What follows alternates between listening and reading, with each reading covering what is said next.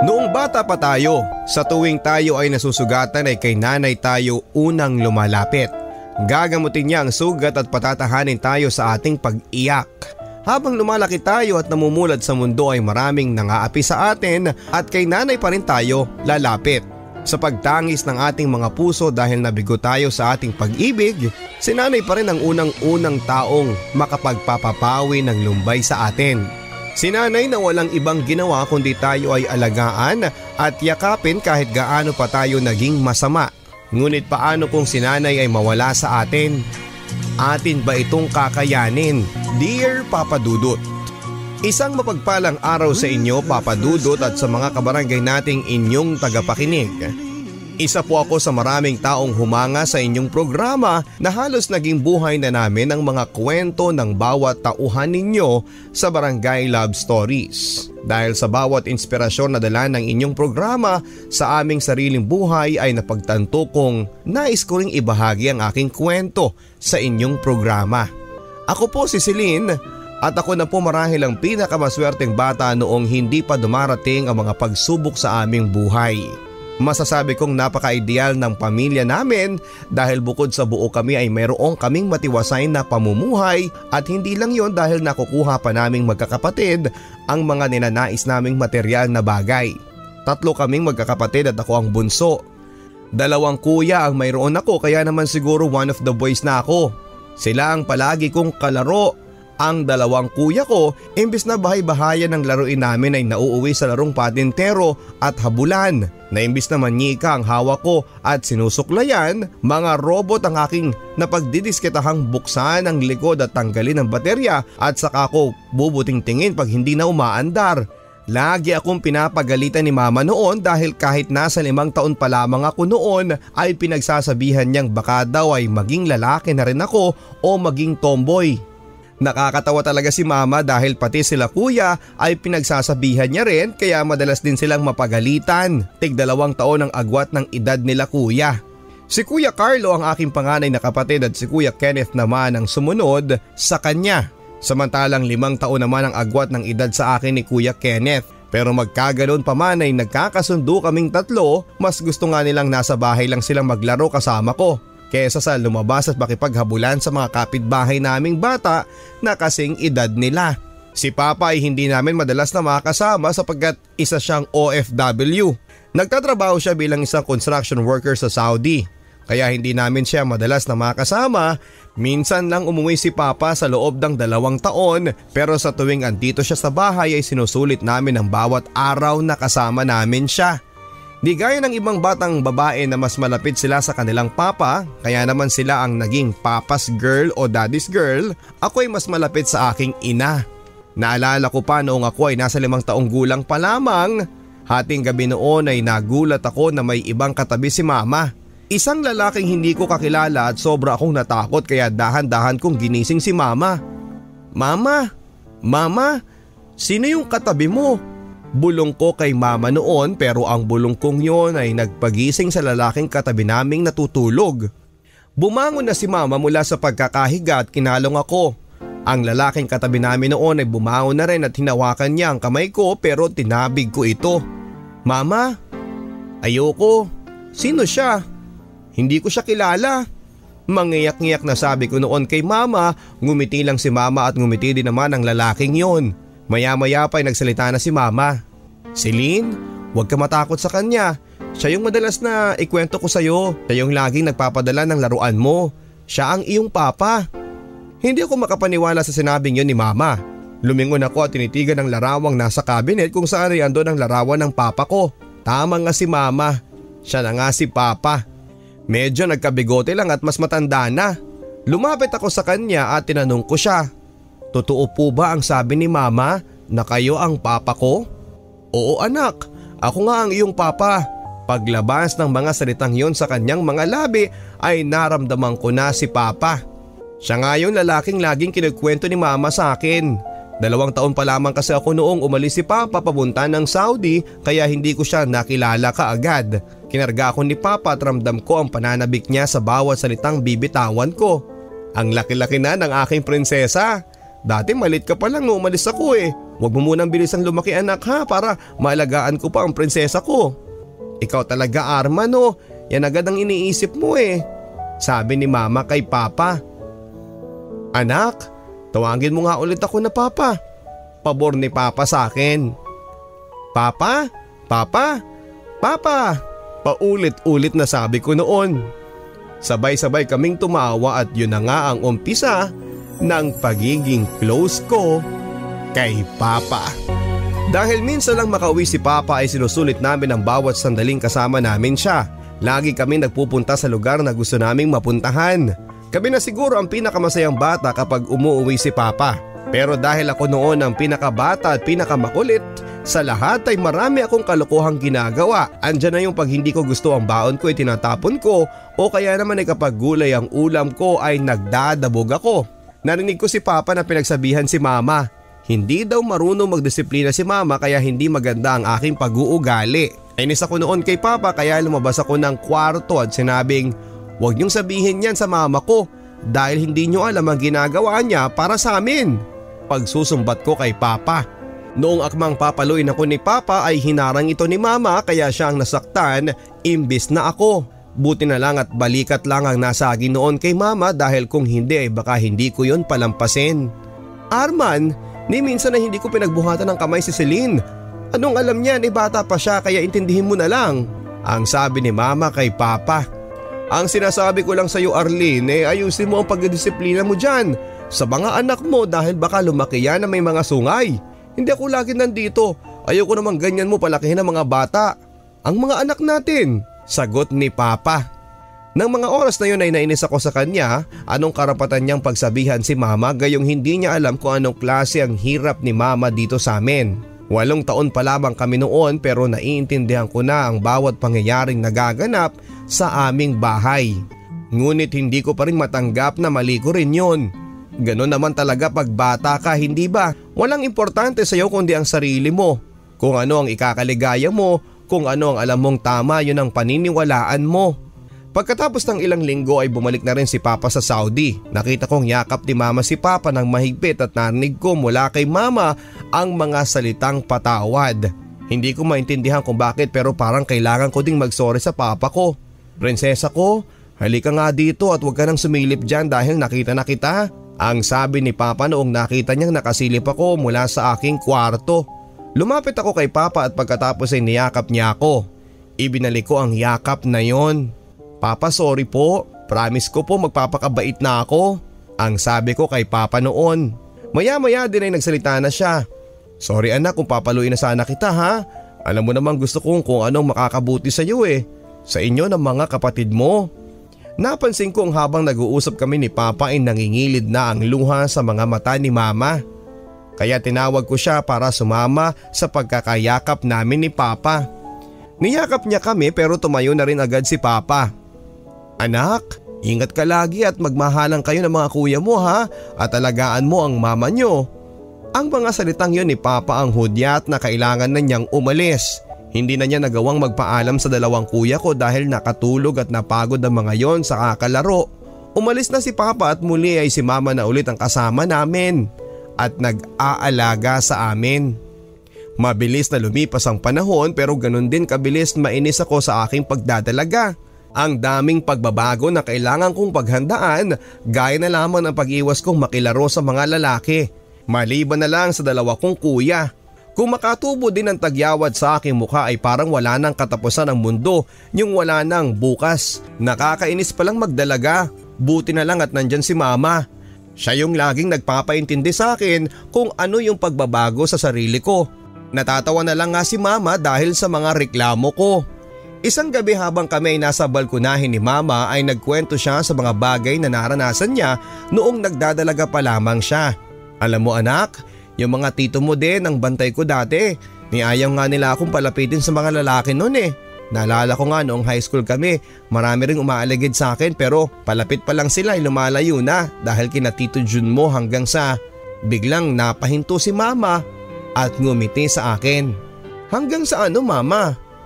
Bigla naman ninyo akong binitin Patawang sabi ko noon kay Mama. Hanggang sa nakilala ko ang papa mo. Sa lahat ng mga lalaking umaaligid sa akin ay ang papa mo lang ang pinayagang manligaw sa akin ng mga tito mo. Napakunot noo ako sa mga sinabi ni mama dahil kung ako sa itsura ni papa na mukhang istrikto ay hindi man lang ata marunong ngumiti ay hindi ko yun papansinin. Bakit naman po? Mukhang istrikto kaya si papa. Pahabol kong pagtutol sa mga sinabi ni mama. Tumawa lang si mama saka biglang nagsalita muli. Akala mo lang ganun ang papa mo anak. Hindi mo pa kasi siya nakikilala eh.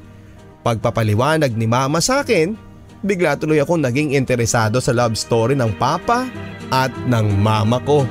Si papa ay tubong Pangasinan samantalang si mama naman ay taga Tarlac. Kung sa paanong paraan nagkakilala si mama at papa, yun ang inalam ko ng gabing nagkaroon kami ng kwentuhan ni mama.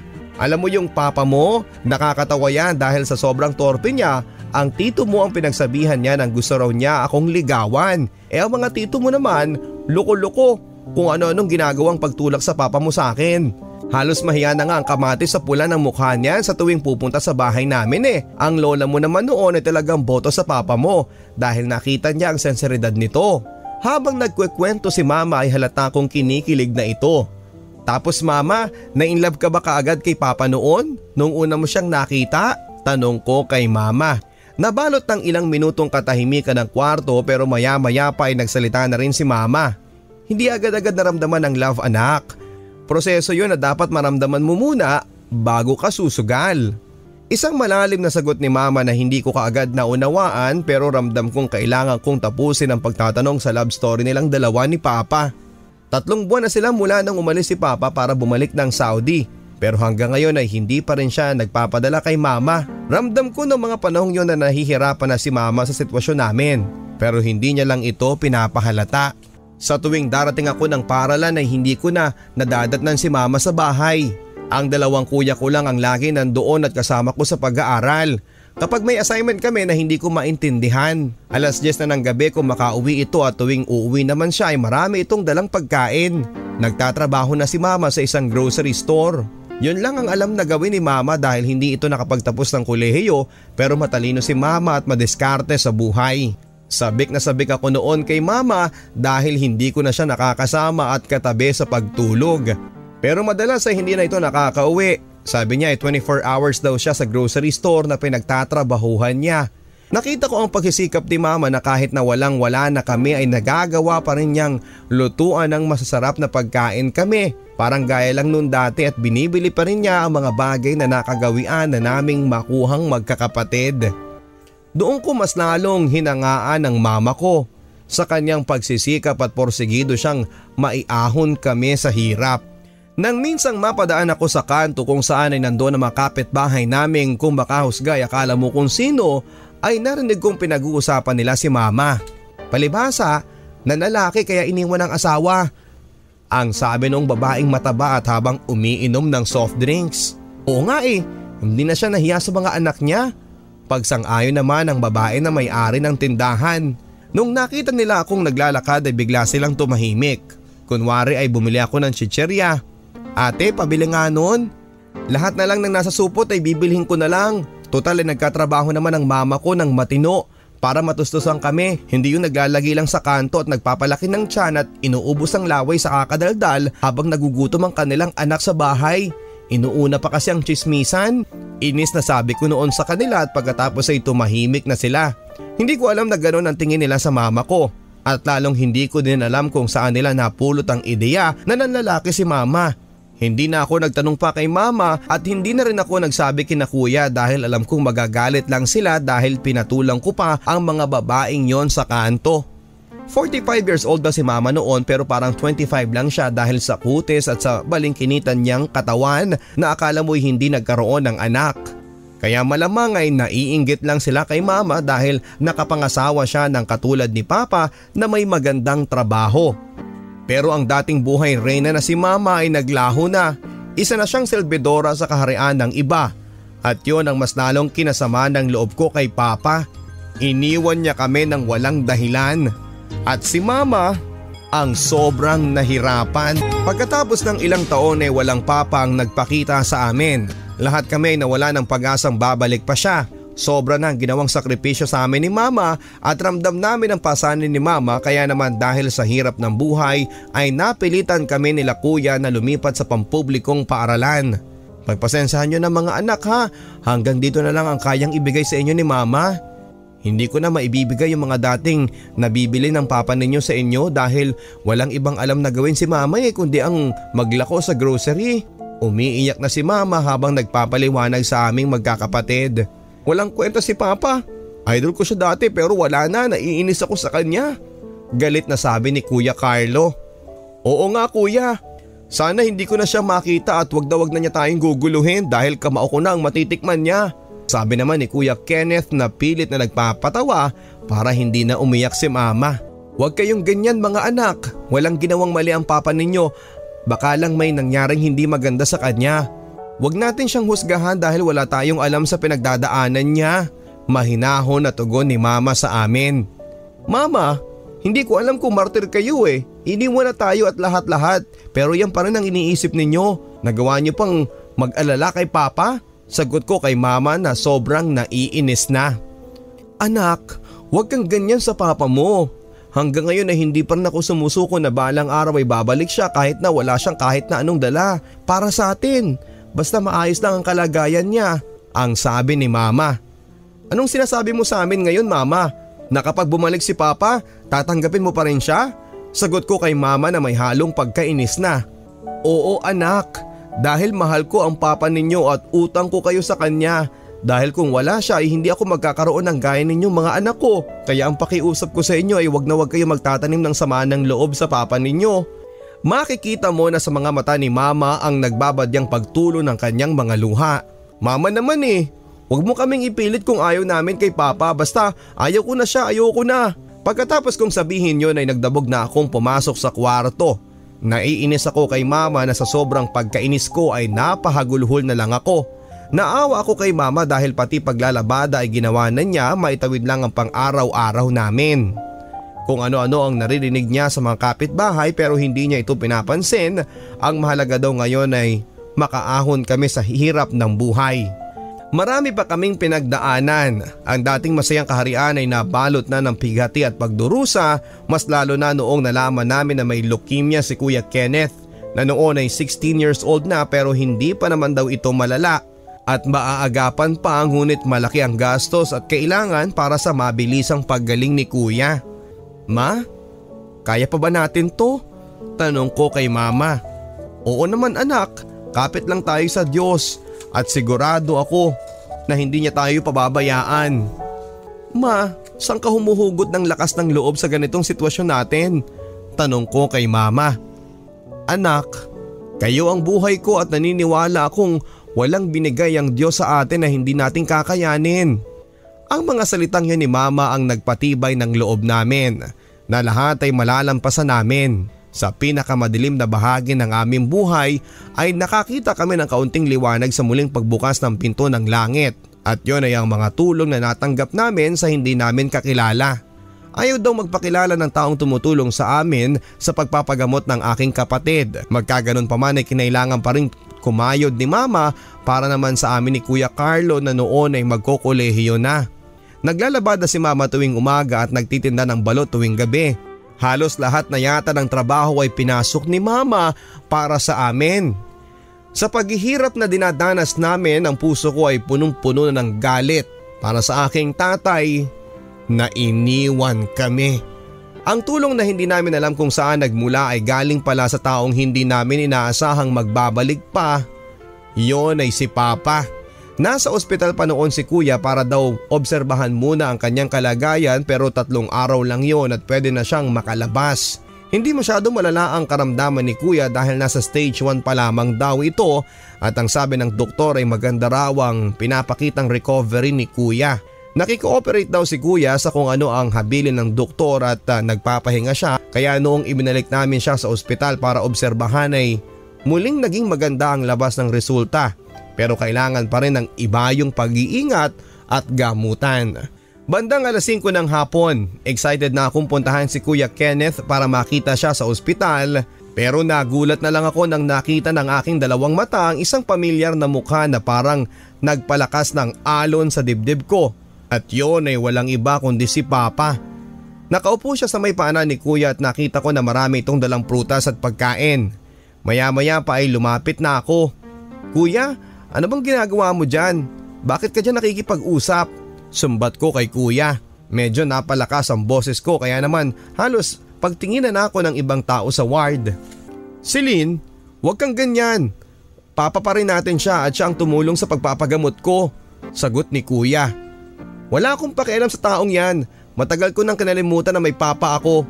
Matagal ko nang ibinaon sa limot simula nung iniwan niya tayo." Nakatingin lang si Papa noon sa akin na mistulang tutulo na ang luha.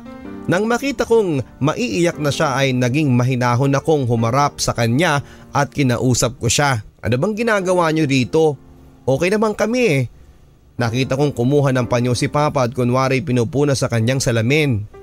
"Nagbalik na ako anak para sa inyo para maalagaan kayo," sagot ni Papa. "Pagkatapos niyo kaming iwan ng 7 taon?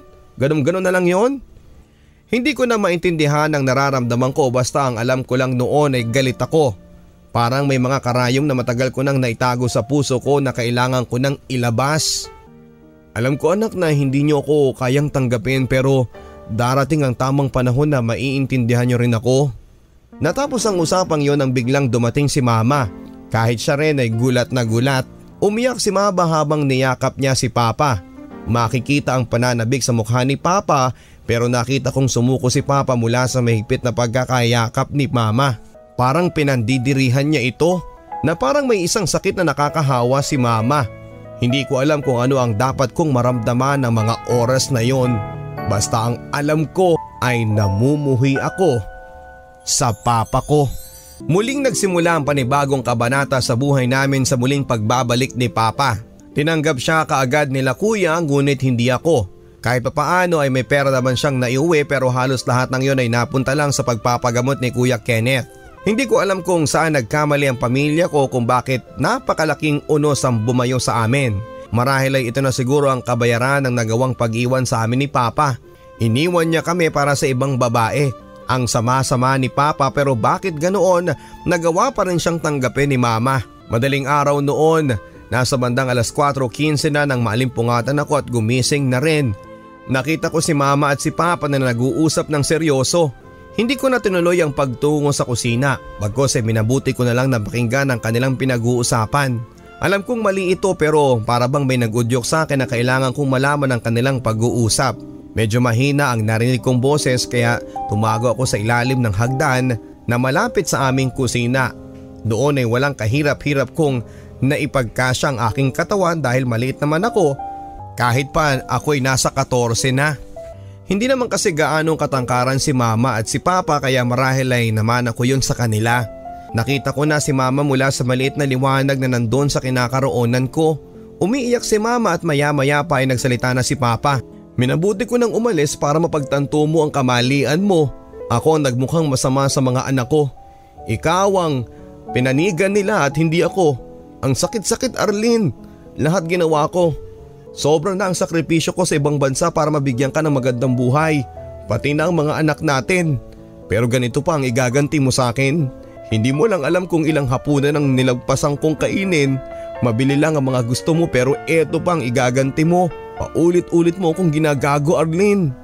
Nakita ko ang mukha ni Papa. Galit na galit siya habang si Nanay naman ay umiiyak na. Hindi ko alam kung ano ang tunay na dahilan kung bakit yon ang sinabi ni Papa kay Mama hanggang sa nagsalita na si Mama. "Minahal kita, yun ang totoo pero malayo ka sa akin ng mga panahong yon. Siya lang ang nakita kong makakatulong sa pangungulila ko sa iyo," sagot ni Nanay. Sobra na ako naguluhan sa mga narinig ko kaya naman mas nanaig sa akin na malaman ang katotohanan. "Minahal? Anong klaseng pagmamahal Arlene? Ang nagpagapi ka sa kalungkutan? Anong klaseng pagmamahal yan? Wala kang alam sa pagmamahal Arlene." Tumayo na si Papa mula sa kanyang pagkakaupo at noong tumayo ito ay niyakap ito ni Mama. "Arman, patawarin mo na ako. Huli na ang pagkakamaling ito at pinapangako ko na hindi na mauulit. Patawarin mo na ako at magsimula tayong muli. Pagmamakaawa ni mama kay papa, ngunit ang pagkakayakap ni mama ay ang muling pagtulak sa kanya ni papa. Dahan-dahan nang umakyat si papa sa taas at buti na lamang at madilim sa kinakaroonan ko kaya hindi niya ako nakita. Naiwan si mama na umiiyak at nakaramdam ako ng awa kay mama. Pero mas lalo akong nagpursiging alamin kung ano ba talaga ang nangyayari sa pamilya ko. Kinabukasan noon ay nakita ko naglalabas si mama, halata ang pamumugto sa kanyang mga mata. Pero nagpatay mali siya na lamang ako. Nang makita ako ni mama ay agad-agad niya akong pinagtimpla ng gatas at hinandaan ng makakain. Kung tutuusin ay wala akong anumang pagdududa kay mama dahil alam ko kung gaano siya kabuti sa amin. Pero gusto ko pa rin alamin ang tunay na pangyayari. At dahil Sabado noon ay wala akong pasok, minabuti ko na lang natulungan si mama sa paglalabada. Si Kuya Carlo ay maagang namalengke noon para sariwa ang mabibiling isda at gulay sa palengke habang si Kuya Kenneth ay tulog pa at nagpapalakas pa. Unti-unti na siyang gumaling at yon ang pinagpapasalamat namin. Mama, tulungan na po kita. Wala naman po akong gagawin eh. Aloko kay mama habang tumabi na ako sa kanya. Anak, wag na. Kaya ko na ito at saka gawin mo na lang ang mga assignments mo. Sagot ni mama sa akin. Mama, tapos ko na po yun kagabi pa. At saka nga pala mama, narinig ko po kayo kagabi ni papa. Pag-amin ko kay mama. Anong narinig mo anak? Ang sabi ni mama. Hindi ko masyadong maintindihan. Ano ba yun mama? Muli kong pangungulit sa kanya. Wala anak, isang bagay na hindi mahalaga. At saka away mag-asawa lang yun. Pagkatapos sabihin ni mama yun ay alam kong dapat na muli akong manahimik. At alam kong hindi ko siya mapapaamin. Maya-maya pa ay muli siyang nagsalita. Anak, gusto ko makahanap ka rin ng lalaking katulad ng papa mo. Yung katulad niya na maalaga, maintindihan ka at sasamahan ka sa hirap at ginhawa. Nagulat ako sa mga sinabi ni mama na sa kanya pa mismo nang galing ang mga papuri tungkol kay papa. Mama, totoo bang mabait si papa? Bakit parang hindi ko naman makita? Tanong ko kay mama. Anak, marahil ay hindi mo pa maiintindihan sa ngayon. Pero balang araw kapag natuto ka ng umibig at natagpuan mo na ang taong paglalaanan mo ng buong buhay mo ay mauunawaan mo din lahat ng ginagawa ng papa mo. Lalo na kapag bumuo ka na ng sarili mong pamilya. At ang paalala ko sa iyo, masakit ang magmahal kaya piliin mong mabuti ang karapat-dapat para sa sakit na mararamdaman mo. Malalim ang mga binitawang salita ni mama pero alam kong balang araw ay magagamit ko din ito. Pag-ibig nga ba ang sagot kung bakit umiiyak si mama kagabi? At hanggang ngayon ay nagtitiis pa rin siya sa piling ni papa? Hindi ko na mabilang ang mga gabing nagtatalo sina mama at papa at ang mga eksenang si mama lagi ang nasasaktan. Gustong-gusto ko nang sumbatan si papa sa mga ginagawa niya kay mama pero mayroong bahagi sa aking puso na nagsasabing dapat malaman ko ang katotohanan. Isang gabi habang papauwi na ako galing sa paaralan, medyo madilim na noon kaya minabuti kong dalian. Alam ko kasing mag-aalala si mama sa akin. Sigurado ako na nasa labas na siya ng gate at naghihintay. Sobrang alaga sa akin ni mama sapagkat ako lang daw ang nag-iisang babae. Excited na akong umuwi para ibalita ang pagkapanalo ng grupo ko sa tagisan ng talino kanina. Sigurado akong matutuwa sila lalo na si mama. Dali-dali na akong umuwi at pagkarating ko sa tapat ng aming bahay ay sobra ang pagtataka ko. 6:00 na noon pero madilim pa rin sa loob ng bahay. Bigla ko naalala na pumunta pala ng ospital si Kuya Kenneth kasama si Papa. Mas malakas daw kasi ang loob ni Kuya pag si Papa ang kasama. Si Kuya Carlo naman ay 8:00 pa ang uwi galing sa paaralan kaya si Mama lang ang madadatnang ko dito. Pagpasok ko ay tahimik ang buong bahay. Nakapatay ang ilaw kahit sa sala. Kaya binuksan ko na ito. Walang tao sa bahay. Nasaan kaya sila? Tinignan ko ang mesa kung may iniwang memo si Mama dahil gawain niya yon tuwing umaalis siya na hindi ko alam pero wala. Kaya binabuti ko na lang na tumaas at doon siya hanapin. Sa bawat paghakbang ko papunta ng itaas ay kinakabahan ako. Ayoko ang nararamdaman kong yon dahil alam kong may nangyayaring hindi ka nais-nais. Paghakbang ng aking mga paa papunta ng kwarto ni Mama ay isang eksenang hindi ko makakalimutan. Masakit ang mga nakita ko, Papa Dudut. Parang sinaksak ang puso ko at parang unti-unti ako namatay ng mga oras na yon. Nakita ko si Mama. kasama ang kalaguyo niya. Akala ko sila ang masusurpresa sa hatid kong magandang balita pero mali ako dahil ako ang nagulat. Nakita ko din ang alak at sigarilyo pati na rin ang droga.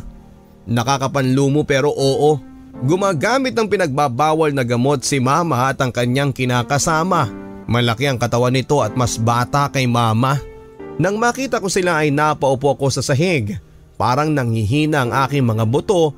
Agad-agad na nagbihis si mama at lumapit sa akin. Pero tinulak ko siya palayo habang ang lalaking kasama niya ay tumingin lang sa amin ang mama ko. Ano pang tinitingin-tingin mo dyan, Ronald? Umalis ka na! Pasigaw na sabi ni mama sa lalaki. Hindi agad tumayo ang lalaki kaya nainis si mama. Umalis ka na! Lumayas ka na at huwag ka na magpapakita sa akin. Ang sabi ni mama pero nagsalita ang lalaking yun. Hindi pa ako aalis hanggat hindi mo pa ako binabayaran. Sabi niya, kunin mo na ang pera sa ibabaw ng mesa at umalis ka na.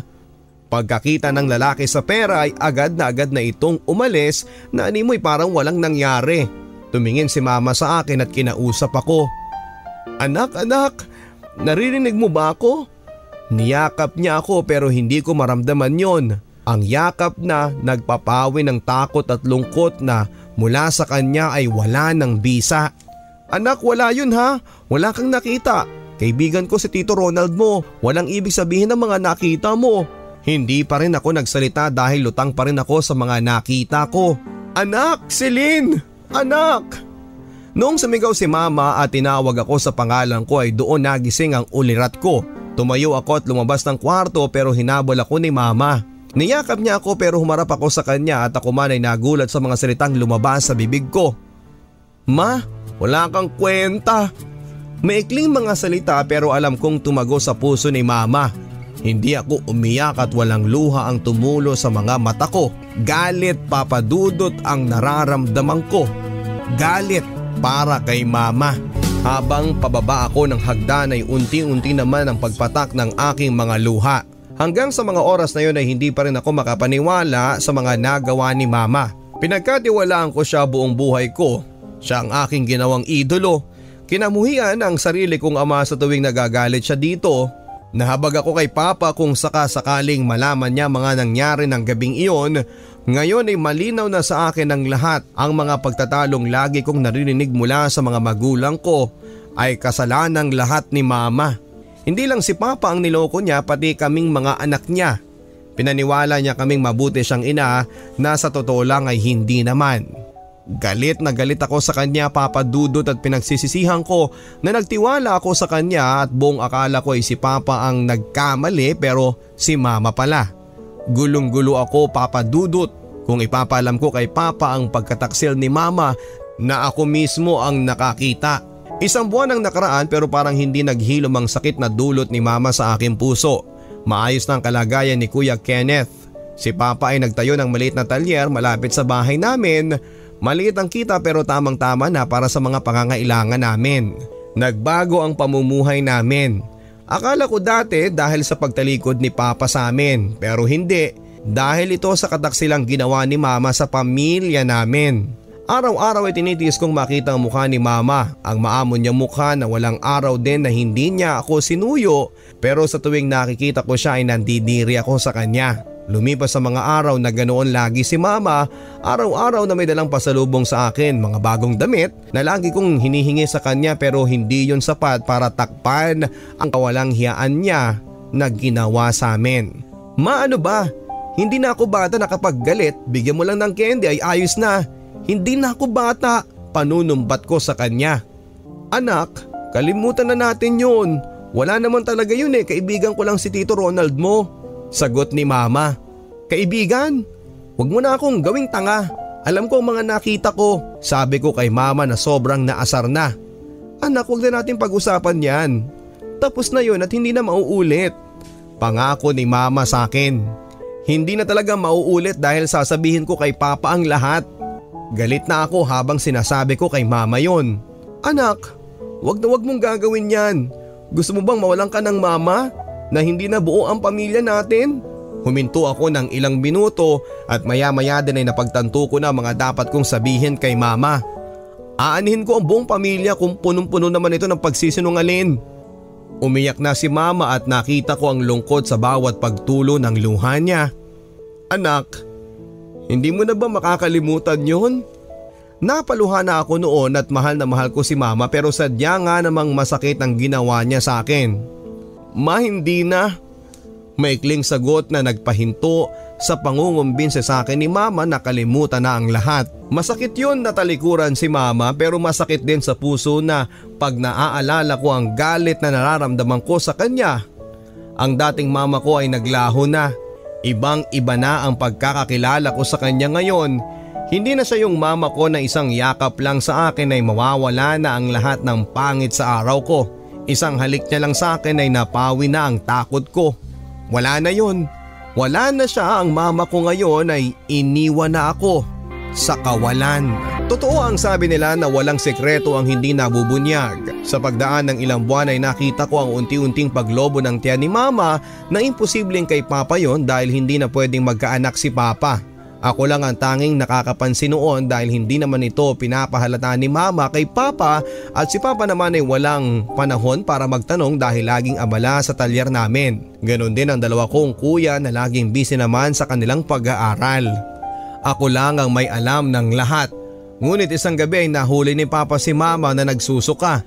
Doon niya nga din napansin noong tanggalin ni mama ang nakadobleng damit sa kanya dahil doon ay nahalata ang pagkalaki ng kanyang tiyan. Bumulalas ang damdamin noong gabing iyon sa aming tahanan.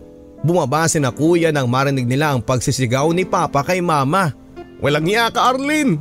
Akala ko nagbago ka na pero hindi, pinagpatuloy mo pa rin ang panluloko mo. Paulit-ulit kitang pinatawad pero sinasamantala mo ang pagmamahal ko sa iyo dahil niloloko mo ko.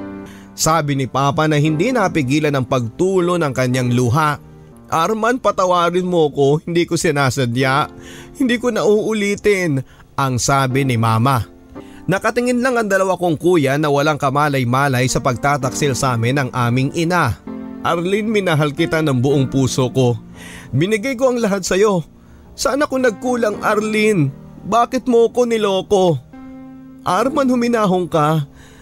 Nakikita tayo ng mga anak natin, ayusin natin to. Sagot ni mama kay papa. Wala nang dapat ayusin, Arlene, dahil simula ngayon tinatapos ko na ang lahat. Arman, huwag mong gawin sa akin to ngayon. Ngayon pa ba tayo susuko? Marami na tayong pinagdaanan, kakayanin natin to.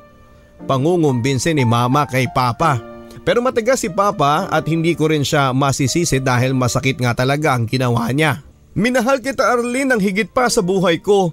Hindi mo alam kung gaano ko tiniis na mawalay sa inyo para mabigyan kayo ng magandang buhay. Pero ang hindi ko alam habang nagpapakahirap ako sa ibang bansa, nagpapakasasa ka sa mga lalaki mo dito at ang pera ko pang inuubos mo. Nagulat ako sa mga sinabi ni papa. Matagal na niyang alam ang panloloko sa kanya ni mama. Sige, kung yan ang gusto mo, Arman, wala na akong magagawa. Mabuti na rin siguro ito para makahanap ako ng masigit sa'yo. Yung mapupunan niya ang kakulangan mo. Galit na sabi ni mama. Nainis ako sa kanya dahil siya pa ang may karapatang magalit at manumbat sa ngayon. Umiyak ang dalawa kong kuya, ganon din si papa. Isasama ko si Celine. Total ay siya naman ang sasama sa akin. Pahabol na sabi ni mama. Nagsalita ako at sinabing, Ma, sa tingin mo sasama ako sa'yo? Hindi na, ma. Anak, sumama ka na. Hindi kita pinapakiusapan. Inuutusan kitang sumama sa akin. Sa mga oras na yun ay ibang-iba na si mama. Hindi na siya yung kakilala ko na mama na dati kong minahal. Ma, hindi ako sasama sa iyo. Sagot ko sa kanya. Tumaas na siya para iimpake lahat ng kanyang mga damit. Pero sinundan siya ni papa at pilit na pinigilan. Pagkatapos ay buwaba na si mama, dala-dala ang kanyang maleta. Nakita ko ang aking mga kuya na pinagmamasdan ng bawat paghakbang ni mama sa hagdan. Hudyat dito na matatapos na ang aming masasayang pangarap na magkakasama. Pero si papa ay nagmamakaawa kay mama. Arlene, mahal na mahal kita kaya nagtitiis akong pumapayag na akong tanggapin ka ulit. Ang sabi ni papa nang papalabas na ng gate si mama. Huli na ang lahat, Arman. Sagot ni mama at maya-maya pa ay nakita ko na ang isang lalaking pamilyar sa akin, si Ronald. Sumama na siya doon at ang pagsasarado ng aming pinto ay hudyat ng paglayo ni mama sa amin. Malalim na ang gabi at hindi pa rin natutulog si Papa. Naawa ako sa kanya, Papa Dudut. Nilapitan ko siya at sa unang pagkakataon ay niyakap ko si Papa. Sinuklian naman niya ang aking pagkakayakap. Mahal na mahal ko siya, anak, ang mama mo. Kahit na alam kong hindi niya ako kayang mahalin ay ginawa ko ang lahat para sa kanya. Nagtrabaho ko sa ibang bansa kahit na labag sa aking kalooban na mawalay sa inyo. Ginawa ko yon dahil ayaw ko siyang mahirapan pero ginamit niya ang perang pinapadala ko para sa kanyang sariling kaligayahan. Hindi agad ako nakauwi noon dahil sinabihan niya akong wag na wag daw akong uuwi nang walang dalang pera. Natanggal kasi ako ng trabaho noon, anak, dahil lagi akong nangungutang sa tuwing sasabihin ng mama mo na may sakit ka. Hindi na ako nagtatanong, basta pinapadala ko lang yon. Nagulat ako sa mga salaysay ni Papa sa akin noon. Pa, kailan mo pa alam? Tanong ko sa kanya. Anak, matagal na simula nung sinilang ka. Sagot ni Papa sa akin. Pero pa, bakit hinayaan mong ikaw ang magmukhang mali? Pinaniniwala mo kaming ikaw ang nagtaksil. Ginawa ko yun para protektahan ang mama mo at dahil na rin sa pagmamahal ko sa kanya. Mahinahong sagot ni Papa. Pagmamahal? Ganun ba dapat talaga yun, Papa? Oo, anak. Pero ngayon na wala na ang mama mo, siguro ito na rin ang tamang panahon para malaman mo ang katotohanan. Natatakot ako sa mga susunod na sasabihin ni Papa pero inihanda ko na ang lahat. Anak Celine, hindi ako ang tunay mong ama. Mas mabigat pa yon sa inaasahan kong sasabihin ni Papa. Handa man ako ay masakit rin pala, Papa Dudut. Umiiyak na ako noon habang pinagpapatuloy ni Papa ang pagkukwento. Anak, hindi ko kilala ang tunay mong ama. Masakit sa akin yun, mahirap tanggapin. Pero nung isinilang ka ng mama mo, kinurot ang puso ko. Napakaganda mo, anak, at para kang anghel na pinadala sa akin. Tinanggap kita at tinuring kitang sariling anak ko at sa araw-araw na ginawa ng Diyos ay hindi ko pinagsisisihan na tinanggap kita, Celine. Naiiyak na ako habang kinikwento ni Papa yun sa akin. Bunga pala ako ng kataksilan ni Mama pero tinanggap pa rin niya ako. Tapos ako pa itong dating kinakamuhian siya. Marami nagsasabing tanga daw ako. Martir daw ako dahil paulit-ulit daw ang ginagawa sa akin pero paulit-ulit ko pa rin siyang minamahal. Marahil ay ganun talaga kapag umiibig ka. Handa mong tanggapin ang lahat-lahat. Marami akong gustong sabihin kay Papa pero isang salita lang ang aking nabanggit. Papa? Patawad? Umiyak na ako noon pero niyakap ako ni Papa. Hindi yung kasing higpit ng yakap ni Mama sa tuwing malungkot ako pero sa ngayon ay sapat na yon para mawala ang pighati na nararamdaman ko sa aking puso. Mahirap isiping iniwan na kami ni Mama pero may mga bagay sa mundo na kailangan nating tanggapin. Ang mga sugat na iniwan ni Mama sa amin ay hindi namin makakalimutan at alam kong panahon lamang ang makapagsasabi kung kailan ito maghihilom at malilipasan. Laki ang pagbabagong nangyari sa aming buhay nang iniwanan kami ni Mama. Tila baga nawala ng rason si Papa kung paano ang mabuhay. Napabayaan niya na ang talyer, pati na rin ang sarili niya. Alak ang lagi niyang kaharap sa tuwing siya ay nag-iisa. Ang laki ng epekto ni Mama sa aming lahat. Totoo nga ang sabi nila na mahirap ang mawala ng ina. High school pa lamang ako noon pero alam ko na ang lahat sa mundo ay nagbabago. Kaya naniniwala pa rin akong balang araw ay magiging masayang muli ang kaharian namin kahit na wala si Mama.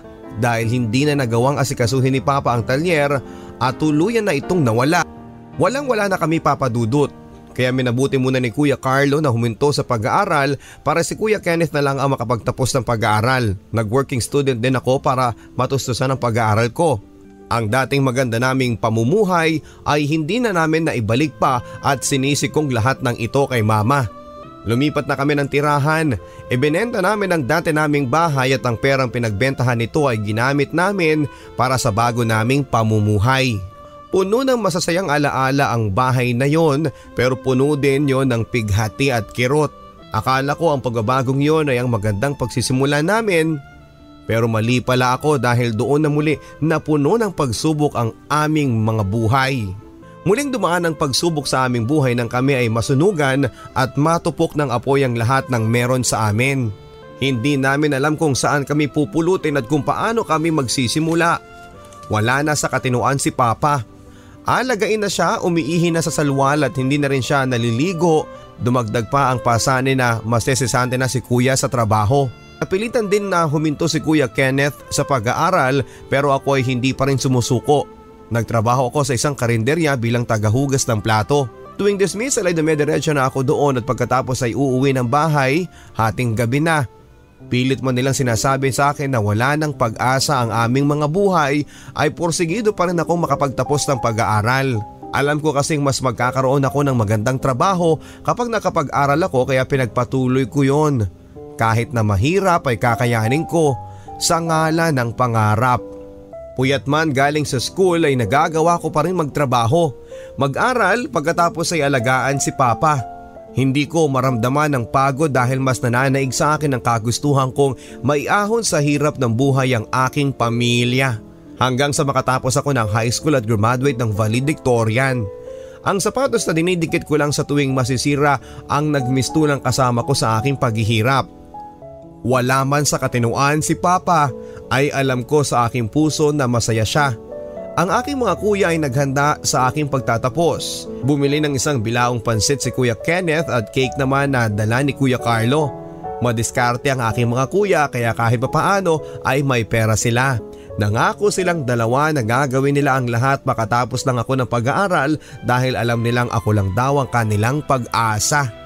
Nangako din ako sa aking sarili na gagawin ko ang lahat para magtagumpay sa buhay na lahat ng pagsubok ay aking kakayanin basta kami ay sama-sama. At kapiling ko ang aking pamilya. Sa mga panahong lugmok na kami sa kahirapan ay hindi ko inaasahang may mga mabubuting loob pa pala na tutulong sa amin. Sa shelter kung saan kami pansamantalang tumira ay pinuntahan kami ng mga kaibigan ni Papa na dati ay tinutulungan niya rin. Maging sila ay nagulat sa kalagayan ng papa ko. Naawa sila sa sinapit nito. Mabait na mabait niyang si Arman. Naalala ko pa na hindi yan kumakain ng hapunan para lang may padalang ekstrang pera sa inyo sa tuwing sinasabi ng mama mo na may sakit ka. Sabi nung isang lalaking kasama ni Papa. Sobrang mahal ng papa mo ang mama mo. Kung tutuusin ay hindi na niya kayang magtrabaho sa tuwing nagkakasakit siya doon sa Saudi pero pinipilit pa rin niya. Mabuti ang kalooban ng papa mo at wala siyang ibang iniisip kundi ang pamilya ninyo. Sambit naman ang isang lalaki na katrabaho din daw ni Papa noon. May inabot na sobre ang dalawang lalaking yon na naglalaman ng pera na pwede naming pangsimula sa aming bagong buhay. Umalis na sila pagkatapos ng isang oras, hindi na raw sila magtatagal pa dahil may mga aasikasuhin pa silang papeles. Iha, ikaw na ang bahala sa papa mo ha. Alagaan mo siya at balitaan mo kami. Nag-abot din sila ng numero na pwede rin daw naming tawagan kapag kailangan namin ng tulong. Lubos ang pagpapasalamat ko, Papa Dudut. Maipapatingin na rin namin ng doktor si Papa kung ano ang nangyari sa kanya. Nagpatuloy ang aming buhay, aral, trabaho, pag-aalaga kay Papa ang naging gawain ko habang abala ang dalawa kong kuya sa paghahanap din ng trabaho. Isang gabi nang dumating ako sa bago naming nalipatang bahay ay nakita ko si Papa. Nasa may basurahan at naghahanap doon ng pagkain. Nagulat ako sa aking nakita, naawa ako sa sinapit ni Papa. Inulit niya mula sa basurahan ang mga tira-tirang pagkain ng katabi naming bahay. Papa, anong ginagawa mo? Bakit mo pinupulot yan madumi na yan? Tumingin lang si Papa sa akin at nagsalita. Si Arlene, bibigyan ko din ng pagkain kasi mahal ko siya. Pero hindi niya ako mahal Kahit ganoon na pala si Papa ay naaalala pa rin niya si Mama. Tara na pa, halika na at lulutuan na lang kita ng masarap na pagkain. Yun ang sabi ko kay Papa. Masarap na pagkain kasama si Arlene? Paulit-ulit na sinasabi ni Papa ang pangalan ni Mama hanggang sa nakulitan na ako sa kanya at nasigawan ko na siya. Ano ba pa? Kalimutan na natin yan. Wala siyang kwenta. Tumitig sa akin si Papa. Galit ka na sa akin? Iiwan mo na rin ba ako katulad ni Arlene? Naluluha na siyang sinambit ang mga yon. Papa, hindi kita iiwanan, mahal kita at pangako, gagawin ko ang lahat para bumalik ka. Bumalik ka sa dati. Niyakap ko si Papa.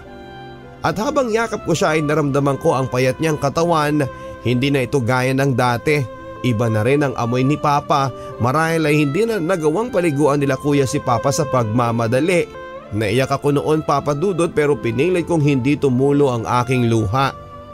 Ayokong makita ni Papa na mahina ako dahil gusto kong magpakatatag para sa kanya. Kinabukasan ay minabuti kong samahan si Papa sa ospital para i-check up at doon ay sinabi ng doktor na sobra daw ang trauma ni Papa sa mga pangyayari sa buhay niya. Babalik lamang daw siya sa dati kapag natanggap na niya ang mga nangyari sa kanya. Pagka-uwi namin sa bahay ay nakatulog agad siya. Habang pinagmamasdan ko si Papa na natutulog ay nahabag ako sa kalagayan niya. Malaki ang naidulot ng pag-ibig sa kanya. Naalala ko tuloy ang sabi ni Mama na ang pag-ibig daw ay masakit kaya dapat ay hanapin ko daw ang taong karapat-dapat para sa sakit na nararamdaman ko. Ngunit si Mama, hindi siya karapat-dapat para sa pagmamahal na ibinibigay sa kanya ni Papa dahil nagpadala agad siya sa tukso at hinanap niya kung ano ang kulang kay Papa. Bagkus napunan niya ang lahat ng kakulangan na yon ay ginamit niyang dahilan yon para iwanan si Papa at sayangin ang pag-ibig. Lumipas ang panahon na unti-unti na naming pinalaya ang mga sakit na dulot ni Mama sa amin. Sa simula ay mahirap pa rin tanggapin pero ganun pa man ay panahon na rin ang nakapagsabi na kaya na rin namin. Unti-unti nang bumalik ang nasirang kaharian magmula nang umalis si Mama. Patuloy na rin sa pagbalik sa kanyang dating sarili si Papa. Naalala niya ulit kami at nakarecover na rin siya. Nagkaroon na rin ng maayos na trabaho sina Kuya Carlo at Kuya Kenneth. Habang sila ay nagtatrabaho ay nagpatuloy sila sa pag-aaral kaya nang makagraduate ay agad na inasikaso ni Kuya Carlo ang mga papeles niya para makapagtrabaho na siya sa ibang bansa bilang HRM. Ang natapos ni Kuya ay nagtrabaho siya sa isang malaking restaurant sa Maynila at nang makita ng kumpanya ang husay niya sa pagtatrabaho ay pinadala siya sa Singapore. Si Kuya Kenneth naman ay piniling dito na lamang magtrabaho sa Pilipinas. Ayaw niya raw na mawalay sa amin at gusto niya kaming makasama ni Papa. Ako naman ay isang taon na lamang ay gagraduate na bilang teacher. Ito kasi ang pangarap ko dati, ang magturo. Maganda na ang aming buhay, Papa Dudut. Pero minsan ay hindi ko din maiwasang isipin kung nasaan si Mama ngayon, kung anong ginagawa niya at kung masaya ba siya sa ngayon. Pero sa tuwing naaalala ko si Mama ay hindi yakap o masasaya naming alaala ang aking nagugunita. Bagkos ay ang gabing mas pinili niyang lumayo sa amin at piliin ng lalaking kanyang kinakasama. Ayaw ko nang maalala yon pero parte siya ng buhay ko at maaring hindi kami maging mas matatag kung wala ang mga pagsubok na dumating sa aming buhay. Dahil na rin sa takot kong masaktan ay ni minsan ay hindi ko nasubukang umibig. Ayoko kasing maulit ang mga nangyari kay Papa sa akin, ayokong masaktan. Ayokong mabigo pero sadyang ang mapaglaro ang mundo dahil sa aking ordinaryong buhay. Ang puso ko ay pinana ni Cupido. Dito ko nga nakilala si Ezekiel. May kaya ang kanyang pamilya. Pero magkaganon pa man ay hindi sila naging mapangmata sa kapwa. Nung una ay natakot akong sumugal sa pag-ibig dahil sa takot kong masawi pero nang makilala ko si Ezekiel ay pinalitan niya ng pag-asa ang aking natutulog na puso. Araw-araw niya ako nililigawan at kahit ilang beses ko na siyang pinagtabuyan ay hindi niya ako nilubayan. Kinulit niya ako saka ako nahulog sa kanyang bitag. Celine, huwag kang matakot sa pag-ibig. Pinapangako ko, magkasakitan man tayo ay hindi ko iisiping iwanan ka. Aalagaan kita, Celine, at hindi kita pababayaan. Magtiwala ka lang sa akin. Sabi sa akin ni Ezekiel nang unang gabing pumayag akong papasukin siya sa buhay ko. Ayokong maulit yung mga nangyari sa magulang ko sa akin ang sabi ko sa kanya. Iba sila, iba din tayo, Celine. At laging kaakibat ng pag-ibig ang sakit pero nasa tao naman yan Nasa dalawang tao yan na nagmamahalan. Kung hahayaan nilang lamunin sila ng lungkot at pagdududa. Hindi ko man maipangakong hindi kita masasaktan pero sisiguraduhin kong paglubog ng araw, ang puso ko ay sayong-sayo lamang nakalaan. Ang mga pangakong yun ni Ezekiel ang kumatok sa puso ko upang subukang sumugal sa pag-ibig. Makaraan ang 6 na buwan na panliligaw, sa araw ng aming graduation ay nakuha niya ang matamis kong oo. Masaya ang bawat araw na kasama ko siya. Hanggang sa makapag-decide na siyang ipakilala ako sa kanyang mga magulang. Mapa, si Celine girlfriend ko po.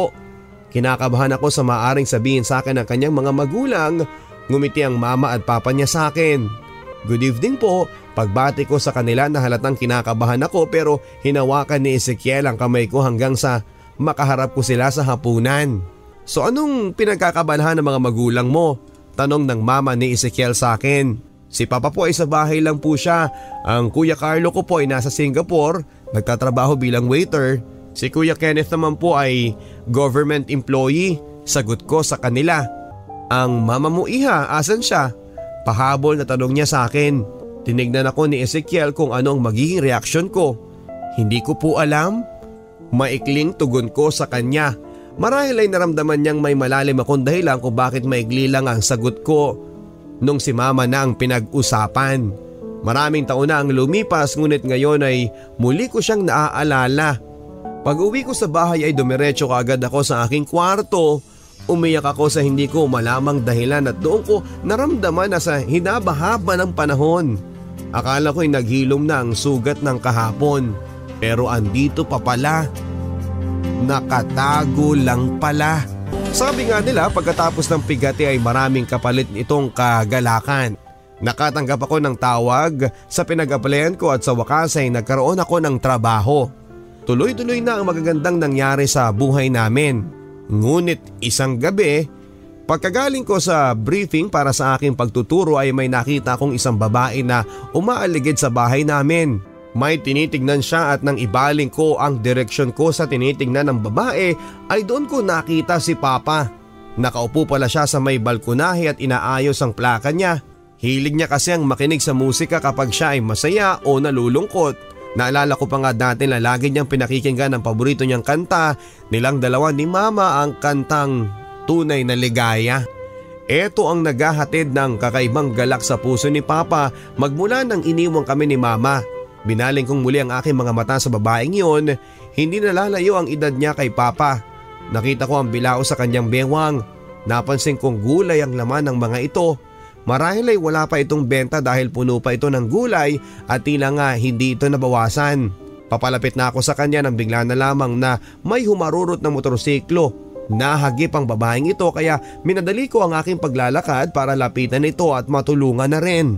Habang papalapit ako sa babaeng yun ay unti-unti kong naaninag ang kanyang muka at nang malapit na ako dito ay naging malinaw ang kanyang imahe sa akin.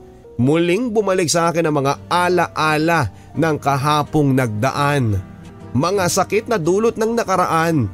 Si Mama, muli ko siyang nakita pagkatapos ng mahabang panahon. Sobra ang pinayat ni Mama at mukhang mas matanda na ito kay Papa. Puno na rin ng kalyo ang kanyang mga kamay at ang kanyang mata ay namumugto na sa lalim ng mga ito. Si Mama ang taong minahal ko. Ang taong pinagkatiwalaan ko ay muling nagbalik. Tinignan niya ako at nagulat siya.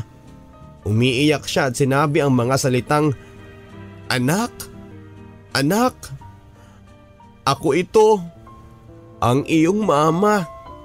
Hinawakan niya ang aking mukha at habang napatitig ako sa kanya ay doon ay biglang nagbalik ang mga ala-ala at sakit ng kahapon na iniwan niya kami.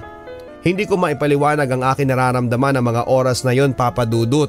Hindi yung dating mama ko ang aking nakikita. Hindi yung mabait, hindi yung maalaga kundi ang taksil kong mama ang naalala ko sa kanyang mukha. Inalis ko ang kanyang kamay mula sa pagkakahawak niya sa akin. Tumayo na ako at hinayaan siyang nakaupo doon pero hinawakan niya ang kamay ko. "Bitawan mo ko!" Pabulyaw na sabi ko sa kanya. "Anak, si Mama ito. Anak, miss na kita." Mahinahon na sabi niya sa akin nang nakita niyang sobrang pagkainis ko. "Wala na akong mama. Matagal na siyang patay." Ang mga salitang yon ang marahil ang pinakamasakit na katagang narinig ng isang ina sa kanyang anak pero yun mismo ang lumabas sa aking bibig dahil sa sobrang galit. Tumitig lang si Mama at pagkatapos niyang marinig yon ay dahan-dahan siyang tumayo at hinawakan ng muli ang bilao. Pinulot niya rin ang gulay na tumilapon nang mahagip siya ng motorsiklo. Sa totoo lang ay naawa ako sa kanya. Pero mas nanaig sa akin ang sakit ng iniwan niya kami. "Anak, aalis na ako ha.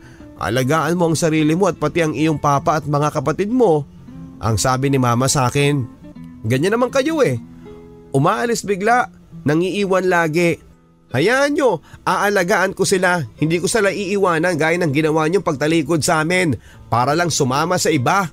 Punong-puno pa rin ng galit ang puso ko at gusto kong malaman niya ito. Anak, patawarin mo ako. Nasilaw lang ako sa kaligayahan. Babae ako at marupok din pero matagal ko nang pinagsisihan yon. Unti-unti nang bumagsak ang mga luha sa mata ni Mama habang sinasabi niya sa akin yon. Walang kapatawaran ang ginawa ninyong panloloko. Hindi niyo alam kung ano ang mga dinanas namin nung nawala kayo. Naiinis na ako habang sinasabi ko yon pero si Mama ay umiiyak na. Anak, patawarin niyo ako. Marami din akong pinagdaanan. Pinagbayaran ko na lahat ng mga panloloko ko sa inyo. Pinagbayaran? Hindi pa kayo nakakabayad at hindi ninyo mababayaran ang pagtataksil na ginawa nyo sa amin at hindi ko na kayo mapapatawad. Hindi ko alam pero ako man ay nagulat sa mga nasabi ko kay Mama. Masakit para sa isang ina ang marinig yun mismo mula sa kanyang anak. Ako ay magpapaalam na anak. Mag-ingat ka sana lagi. Tumalikod na si Mama at alam kong nasaktan ko siya pero yon ang nararamdaman ko. Sa pangalawang pagkakataon ay tinalikuran niya akong muli. Ang mama ko na minahal ko ay muli na naman akong iniwan. Pero marahil ay ganon ang buhay. May mga tao tayong kailangan na kalimutan para hindi tayo masaktan. Pinagmasdan ko ang paglayo ni Mama. Nalulungkot ako dahil sana ay kasama namin siya habang unti-unti na naming naaabot ang aming mga pangarap. Masaya sana kami ngayon at sama-sama. Kung sana ang buhay ay simple lang, laging masaya. Pero ito ay punong-puno ng sakit at talo ka pag ikaw ay sumuko. Pagkatapos nga ng araw na nakita ko si Nanay ay nagpatuloy pa rin siya sa pagmamasid sa labas ng aming bahay. Hindi naman siya lumalapit at walang ibang nakakatsyempo sa kanya kundi ako lang. Tuwing hapon ay nakikita ko siya at napapansin kong pare-pareho din ang suot niyang damit. May dalang gulay na parang hindi nababawasan at halos malanta na rin. Tumitingin lang siya sa bahay namin at tuwing makikita niya ako ay bahagya siyang ngumingiti at parang biglang nagliliwanag ang kanyang mukha. Pero hindi ko siya pinapansin. Naging matigas ako sa paghingi niya ng patawad sa amin. Hindi na ito nakarating pa kay Papa dahil alam ko namang tatanggapin niyang muli si Mama dahil sa sobrang pagmamahal niya rito. At ayoko na rin siyang papasukin pang muli sa buhay namin dahil baka iwanan lang niya kami at masaktan lang kaming muli. Pauwi na ako noon, mga bandang 5:00 ng hapon nang makita kong muli si Mama. May dalang mga gulay at papalapit sa akin. Anak, tanggapin mo ito oh, pinili ko talaga yan para ibigay sa'yo. Sariwa pa yung mga sitaw na yan. Anak, pasensya ka na at yan lang ang natira, yung iba kasi niluto ko. Ayan oh, kunin mo na, hindi ba paborito mo ang adobong sitaw? Anak, lutuin mo yan ha pagdating mo sa bahay. Marunong ka na bang magluto anak? Tanong ni Mama na nakangiti sa akin. Sumagot ako na parang walang pakialam sa mga sinabi niya. Sa inyo na yung mga gulay ninyo, baka may kapalit yan eh. Ano bang pakialam ninyo kung marunong ako magluto? Sino ba kayo? At saka huwag na kayong laging tumatambay sa harap ng bahay namin. Nakakasira kayo ng araw eh. Sagot ko kay Mama noon. Anak, hayaan mo namang sana akong bumawi kahit sa maliit na paraan lang. Malumanay na sagot ni Mama. Hindi na kayo makakabawi dahil wala kahit na anuman ng makakabawi sa sakit na naramdaman namin nung niloko mo kami. Lalo na ako dahil sariling mga mata ko mismo ang nakakita ng kataksilan mo. Umalis na kayo. Hindi namin kailangan ng isang gaya mo sa buhay namin. Malakas na ang pagkakasabi kong yun sa kanya pero nagsalita pa rin si Mama. Anak, kahit na naging ganun ako, alam kong akin naging pagkakamali at alam kong nasaktan ko kayo. Pero ni minsan anak, hindi ko kayong nakalimutan. Araw-araw kong nagdadasal na sana nasa mabuti kayong kalagayan. Naging mapusok ako pero pinagsisihan ko ang lahat ng iyon nang nakita kong umiyak si Mama at pinunas niya ang maruming bimpo na nakalagay sa kanyang bulsa. Tama na, umalis na lang po kayo at baka makita pa kayo ni Papa. Maikling tugon ko sa kanya. Anak, patawarin mo ko. Mahal ko ang papa mo at mahal ko kayo. Sagot naman ni Mama. Oo, mahal mo kami kaya iniwan mo kami, hindi ba? Huwag kayong mag-alala dahil alam ko na hindi si Papa ang tunay kong ama. Nandidiri ako sa inyo. Namuhi ako kay Papa dahil buong akala ko ay siya ang mali. Pero ako pala itong bunga ng kataksilan ninyo. pero tinanggap niya pa rin ako ng buong buo. Nakita ko ang pagkagulat ni mama sa mga sinabi ko. Marahil ang buong akala niya ay hindi ko pa alam ang katotohanan. Anak, patawarin mo ko. Wala akong balak na itago ang katotohanan sa iyo. Sana maintindihan mo naman ako. Muling pagsusumamo ni mama sa akin.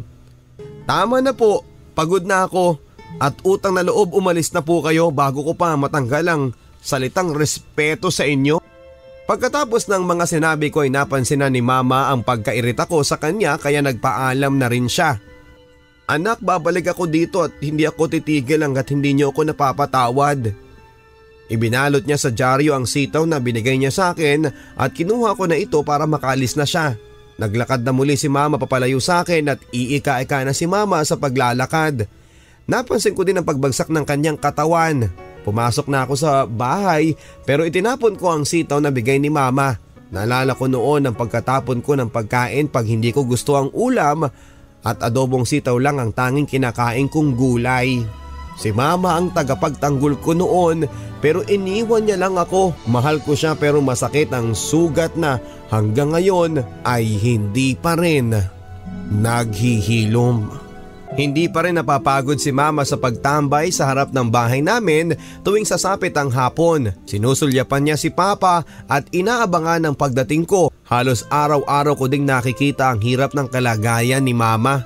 Hindi ko alam kung anong nangyari sa kanya at hinahayaan lang siya ng kinakasama niya na maghirap ng ganon-ganon na lang. Kung paano ko ito nalaman ay nang sinundan ko ito minsan. Sabado noon at wala akong pasok. Umaga siyang nagtungo sa bahay namin, may dalang gulay nang akala niya ay walang nakakita sa kanya ay nilapitan niya ang bahay namin at sinabit dito ang plastik na may iba't ibang laman ng gulay. Hindi ko maintindihan ang nararamdaman ko sa aking puso. Nahirapan din akong tuwing nakikita ko si mama sa kalagayan niya pero mas nanaig pa rin ang galit ko. Paulit-ulit ang ganong pakiramdam tuwing nakikita ko si mama. Di ko alam kung pwede lang sanang mapalitan na lang ng magagandang alaala ang mga bagay na ginawa niya para nang sa ganon ay agad ko siyang mapatawad at maging masaya na kami. Pero hindi kasi ganon yun kadali. Umalis na si mama pagkatapos niyang maisabit ang gulay sa gate namin. Nasa taas ako noon ng bahay kaya hindi na niya ako napansin na sinilip ko siya. Agad-agad akong bumaba para tingnan kung ano-ano ang gulay na nandun sa plastic na yon pero nang makababa na ako at patungo na sa labas ay saktong nakita ni Papa yon. O anak, may nag-iwan na naman ng gulay dito sa gate natin. Mukhang sariwa pa ang mga ito ang sabi ni Papa. Na naman? Bakit Papa? Lagi bang may nag-iiwan dyan ng gulay? Hindi ba ito ang unang beses? Oo anak, kahapon may nagbigay ng gulay sa gate natin. Ilang beses na rin siguro yun Minsan yung mga ginagawa kong pakbet na inuulam natin. Yun, sagot ni Papa. Dapat Papa, sinasabi niyo sa akin at saka huwag kayong basta-basta kumukuha ng mga bagay na hindi natin alam kung saan nagmula. Ang sabi ko noon kay Papa. O anak, galit ka na naman. Magpasalamat na lang tayo kung sino man ang nagbigay ng grasya sa atin. Huwag nating tanggihan. Alam natin kung paano ang mawalan. Pangaral ni Papa sa akin. Tama si Papa. Nasubukan namin kung paano ang maghirap.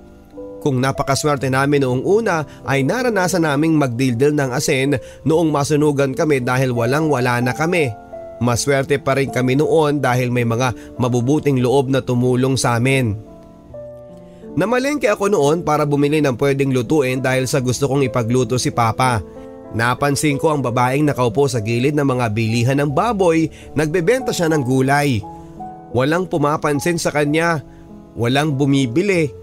Tagaktak na rin siya ng pawis noon dahil wala siyang silong. Dahil wala siyang sariling pwesto. Nakaupo siya sa kanyang sariling tsinelas at nakalatag sa sako ang mga tinda niyang gulay. Naawa ko sa matandang yon kaya naglakad ako papalapit sa kanya. At nang akmang lalapitan ko na siya ay nagulat ako dahil siya ay walang iba kundi si Mama. Kaya minabuti kong pagmasdan siya sa malayo. Ang mga gulay na benta niya ay hindi na gaanong maayos, kumbagay malapit na itong mabulok at pinagkataka ko kung saan niya nakukuha mga binibigay niyang sariwang mga gulay sa amin. Maya-maya pa ay may lumapit ng mamimili. Ale, magkano po itong kamates? 8 piraso, 5 piso po madam. Sagot naman ni Mama. Sobra naman kayo Ale, wala na nga kayong benta at halos mabulok na itong tinda nyo Ang mahal niyo pang magpresyo, masungit na tugon ang bumibili. Kunin niyo na madam, bago lang po yan, ang sabi ni nanay. Anong bago? Tingnan niyo nga oh. Hindi na, kunin ko na tong 10 piraso, 5 piso. Nakita ko namang tama si mama. Bago pa ang mga kamatis na yon, pero pinipilit at sinasabi ng babae na hindi na. Sige po, kunin niyo na po. May pandagdag lang po ng pagkain. Pagsang-ayon ni mama. Sa totoo lang ay nahabag ako kay mama. Mukha ngang wala pa siyang matinong makain. Umuwi na ako noon pero hindi pa rin mawala sa isipan ko si mama. Dahil kahit papaano, alam ko na may puwang pa rin siya sa puso ko. Papauwi na ako noon sa aming bahay nang makarinig ako ng babae na kausap ni Papa. Doon ko lang narinig ang mga tawa ni Papa ng ganon. Naisip ko na baka dinalaw lang siya ng kanyang kapatid. Dali-dali akong pumasok sa bahay at tumambad sa akin ang katotohanan na si Mama ang nakita ko na kasama ni Papa.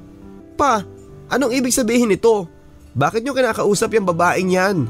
Tanong ko kay Papa. O anak, andyan ka na pala. Hindi ka ba natutuwa? Kasama natin ang mama mo. Tanong niya sa akin.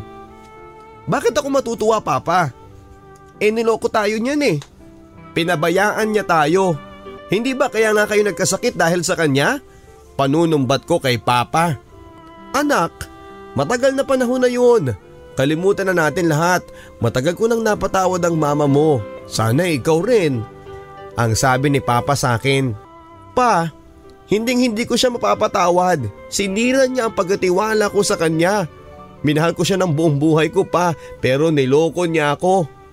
Ang sagot ko naman kay Papa. Arman, hayaan mo na si Celine. Naiintindihan ko siya. Dapat nga ako magdusa sa mga nagawa ko sa inyo. Anak, balik-balik ta rin mo man ang mundo. Hindi mo mababagong siya ang ina mo. Kung tinanggap kitang anak, kahit na hindi ka sa akin nagmula, sana ganoon din ang gawin mong pagkapatawad sa mama mo. Tumahimik akong bigla. Maya-maya pa'y lumuhod na si mama. Anak ko, patawarin mo na ako. Hirap na ako sa kalooban ko, anak. Nagmamakaawa ako sa iyo. Pagsusumamo ni mama sa akin.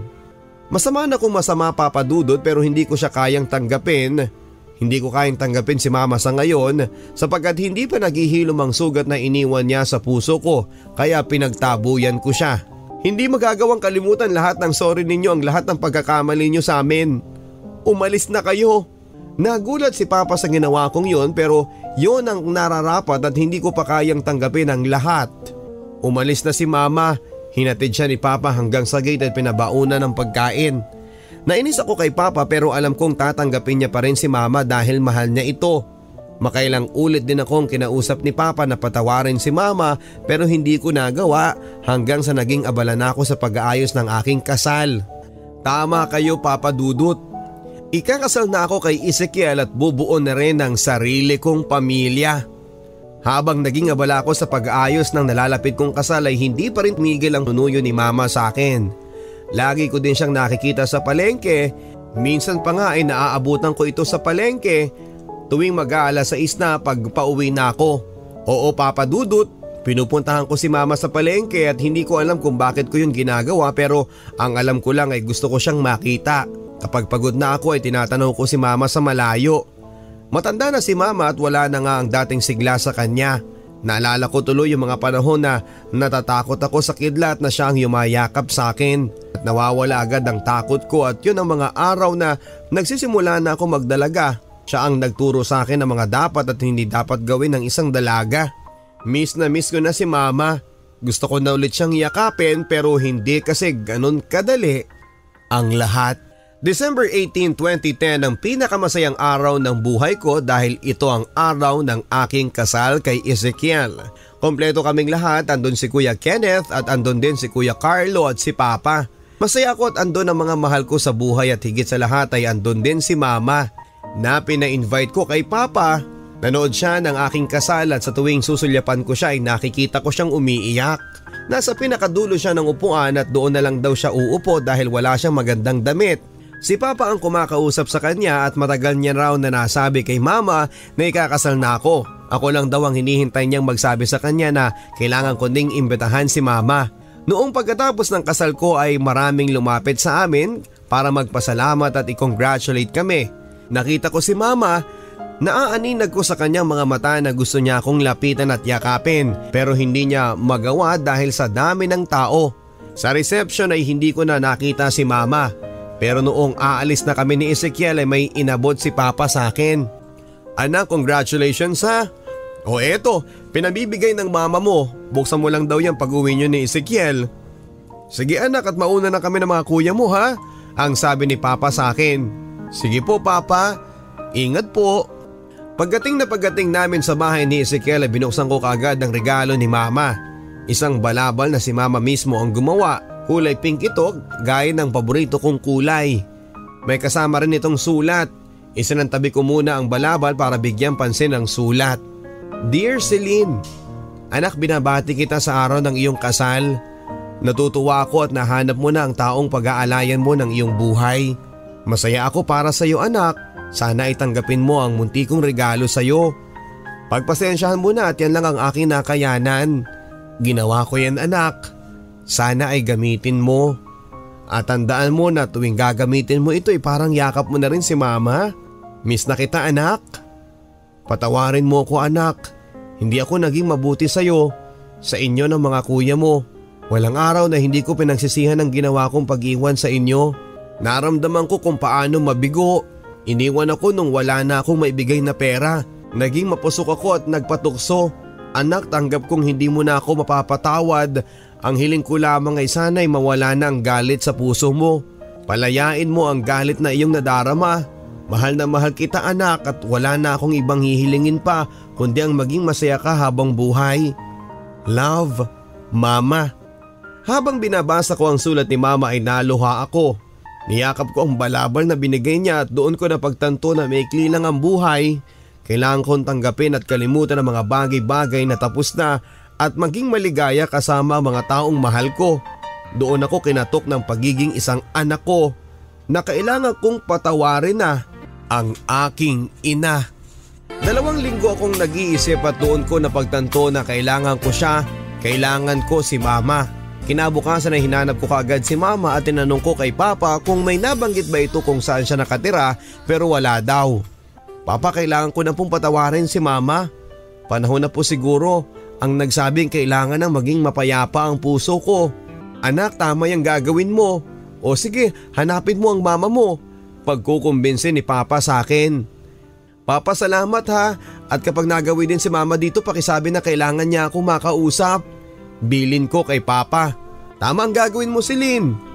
Lumabas si Kuya Carlo at si Kuya Kenneth sa kanilang kwarto. Matagal na naming napatawad si mama at ang mga sakit na iniwan niya ay napalitan ng pagmamahal. Mas nanaig pa rin namang ginawa niya sa atin. At kung naging masama siyang asawa kay papa, hindi siya naging masamang ina sa atin. Inalagaan niya tayo at sana, Celine, hindi lang ang mga kamalian ni mama ang mamayani sa puso mo. Pagkos ay ang mga ginawa niyang sakripisyo sa atin. Ang sabi ni Kuya sa akin noong papalis na ako. Marahil ay narinig niya ang usapan namin ni papa. Tama si Kuya Carlo. Panahon na para tayo naman na mag-alaga kay mama.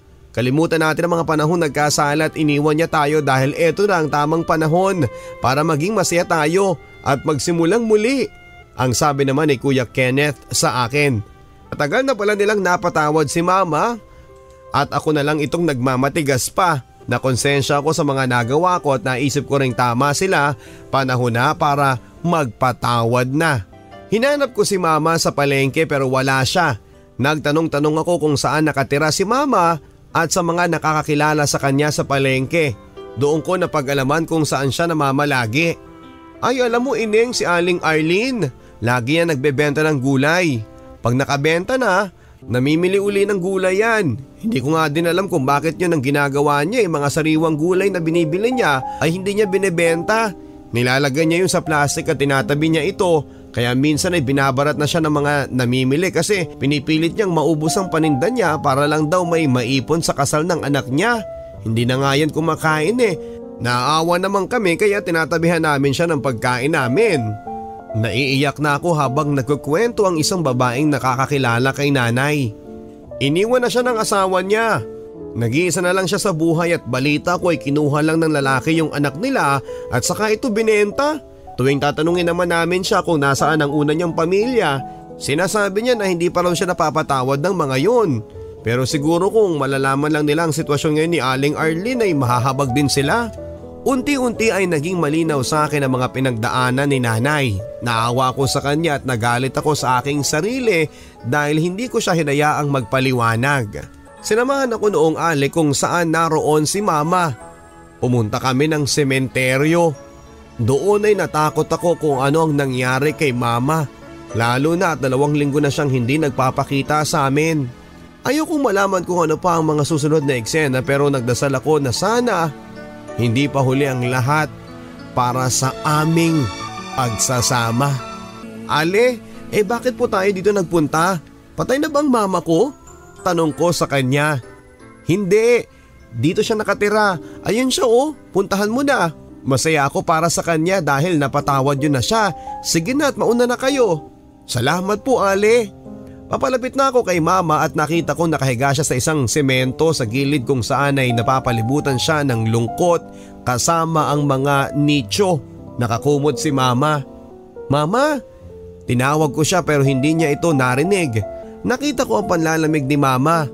Mama! Mama, Cecilyn po ito. Nang marinig niya ang boses ko ay unti-unti siyang bumangon sa pagkakahiga niya.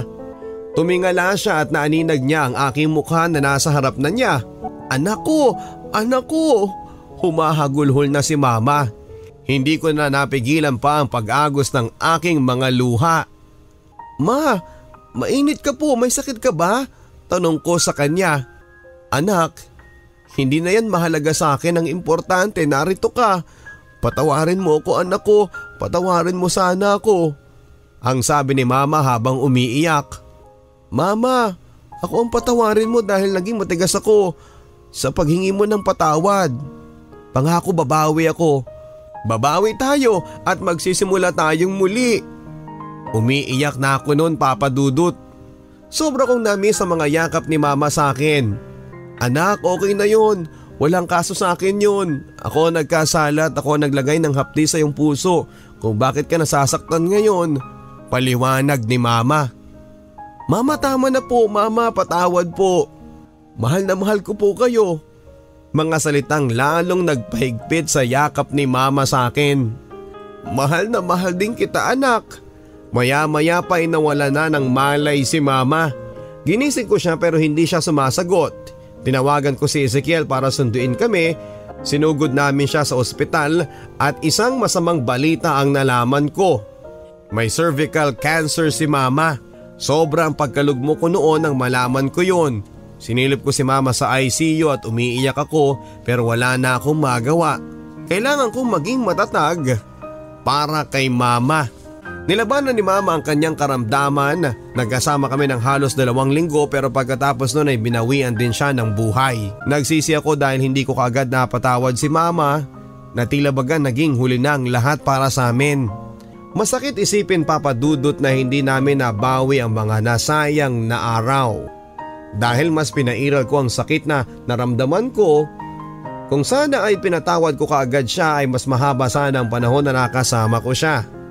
Ang huling araw ni mama, sinabi niya sa akin ng mga katagang, Anak, mahal na mahal kita, ikaw na ang bahala sa mga kuya mo at sa papa mo. Mahal na mahal kita. Lagi ka lang manalig at lahat ng hihilingin mo ay matutupad dahil walang imposible sa kanya. Pagkatapos noon ay tuluyan na nga kaming iniwan ni mama. Sa lahat ng mga pagsubok na dumating sa amin ay marami akong natutunan. Una ay kailangan mo maging matatag sa lahat ng mga pagsubok nating kinakaharap. Pangalawa, minsan sa ating buhay ay kailangan nating magsakripisyo ng walang anumang hinihintay na kapalit. At ang panghuli, ang pagpapatawad ay mahirap gawin pero kailan pa natin ito tatanggapin kung wala na ang lahat para sa atin? Maraming salamat Papa Dudut sa pagpili sa aking kwento at naway maging inspirasyon ito sa mga taong nahihirapang magpatawad dahil mas kinakain sila ng lungkot at sakit ng kanilang nararamdaman. Gawin na natin habang maaga pa para wala tayong pagsisihan sa ating mga buhay. Hanggang dito na lamang ang inyong kabarangay, Celine. Ang kwento ng ating bidang kabarangay na si Celine ay nagbigay sa atin ng malaking aral sa ating mga buhay. Totoong madaling sabihin ang salitang patawad. Pero totoo rin naman na mahirap din itong gawin lalo na kung ikaw ay nasaktan at naiwan ng taong minahal mo ng buong buhay. Pero hindi ba kabarangay na mas magaan sa ating kalooban na wala tayong nasasaktan o natatapakan? Sapagkat nagkakalamat ang isang relasyon dahil mas pinapairal natin ang ating pride kaya hirap sa atin ang magpatawad. Paano nga ba natin ito gagawin kung hindi bukal sa ating mga kalooban? Bakit di natin subukang buksan ang ating mga puso para tanggapin na hindi lahat ng tao ay perpekto na nagkakamali din tayo? Kahit ikaw, kahit ako, na lahat tayo ay may pagkukulang na dapat punan. Pero sana ay huwag tayong mapagod na umunawa dahil mas maligaya ang taong marunong magpalaya ng sakit at umintindi sa lahat ng mali at ang magpatawad. Hanggang sa muli mga kapuso, ako po si Papa Dudut, nag-i-invite sa inyo na magpadala ng inyong sariling kwento sa ating pong Barangay Love Stories. Ipadala lamang yan sa ating email address sa bls971@yahoo.com. Maraming salamat sa lahat ng mga tumutok sa ating programa sa lahat ng mga RGMA radio stations nationwide sa Luzon, Visayas at Mindanao. Sa mga barangay FM radio stations na inyong tinutukan, maraming salamat po sa inyong pagsuporta. At dito sa Mega Manila sa barangay LSFM. Hanggang sa muli, ako po si Papa Dudut sa mga kwento ng pag-ibig, buhay at pag-asa sa Barangay Love Stories #1.